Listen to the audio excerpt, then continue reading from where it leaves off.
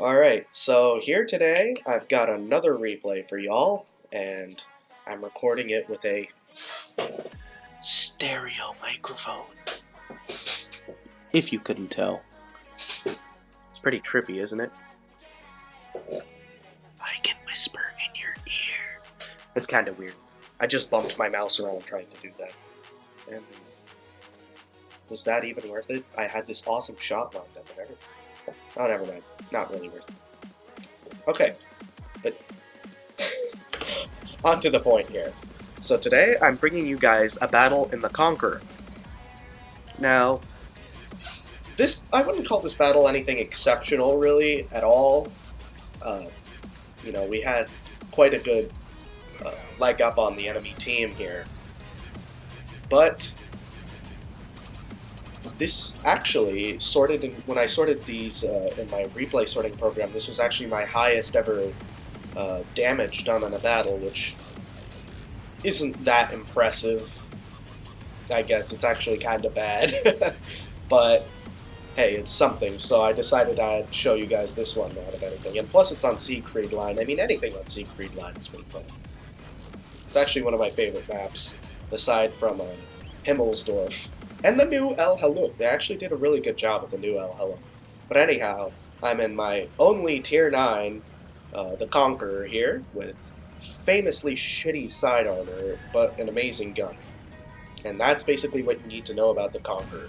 Is its gun handles like a boss, it's got a decent turret, but the hull armor, especially the sides, is just abhorrently bad. I mean, whatever motherfucker thought it was a good idea to put, what is it, like 50 millimeter? Yeah, 50 millimeters of side armor on this thing is just a complete idiot. I mean, why? You see, apparently during development of this tank, it was spec'd up to be that the side armor should be able to resist a shot from the Soviet 122.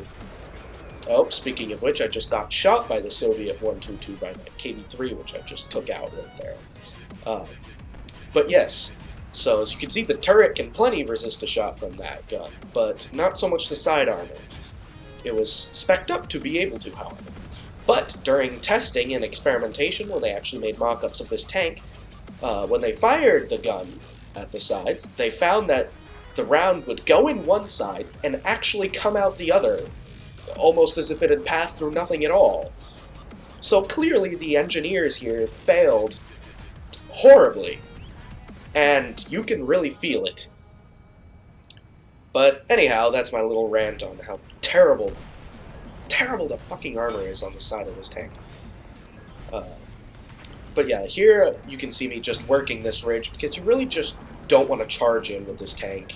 It doesn't work like that. It's a Tier 9 heavy, which by definition seems like the kind of tank you go and smash everyone with. But you really just can't do that, because it doesn't have the armor, and it's not even that fast that it can zip around. You can see here I got penetrated pretty easily by that. Now, that brings me to what this tank is good for. As you can see here, I was working that ridgeline pretty well, and I made a bit of a misplay here by just coming out on this T-44. As you can see, not really trading effectively.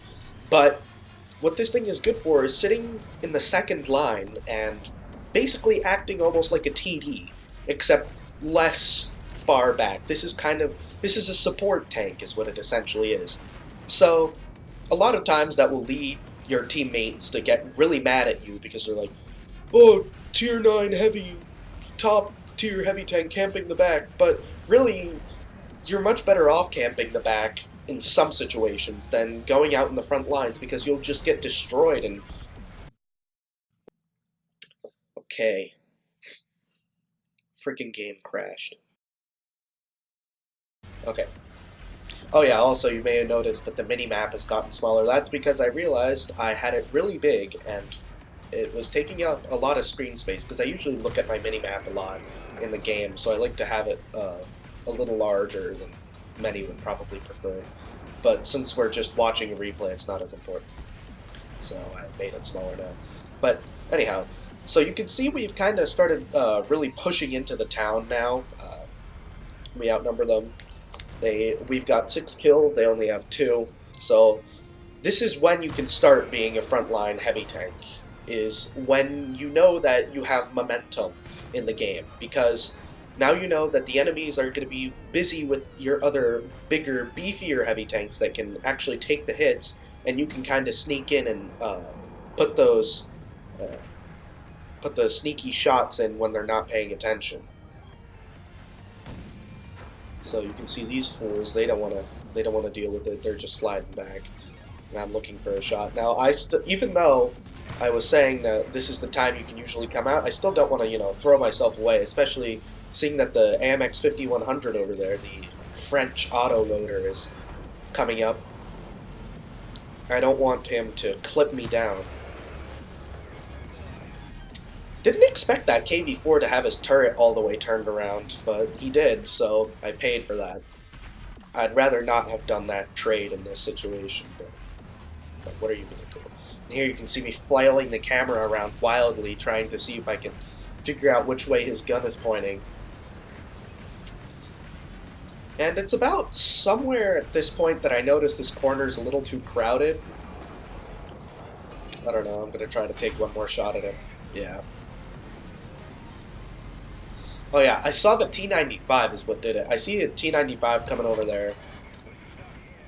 And I decide I'm going to go around and try to shoot him in the ass. But then the 5100 tracks me, and I'm really, really lucky that Patton took that shot for me. Otherwise I would have been dead. Donked that shot on the wall there. That upset me. It should have gone right in his track. But this gun's accuracy is so good that I'm not going to complain this time. You see, if it was a Russian gun, you just have to expect that. And here we see juicy, juicy T-95 ass. And we're going to tear up with this 120mm. Again, fantastic gun. It's got 249 or 259 millimeters penetration. I, for some reason, can't remember. So yeah, you're gonna basically slice through everything like butter, except for maybe the tier 10 TDs. But yeah, so team was distracting them, and I was putting shots in here and there. As you can see, that's brought us up to 3 kills and 3,536 damage. So it's already a really, really good game. And it's 11-7, so we're highly unlikely to lose. This momentum is on our side, so I'm just gonna prowl around, see what more shots I can put into people.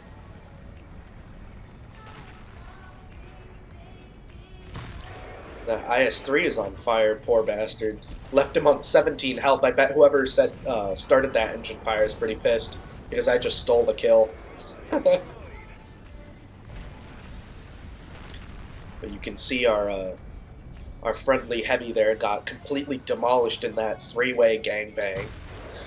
Really unlucky. It sucks when your team's winning like this and then you just get caught out by the last few enemy tanks and get completely just raped. You can see that T-44 is still alive. Well, for a second. Still behind that corner he was at when he shot me up. I really gave him more of my health than I should have.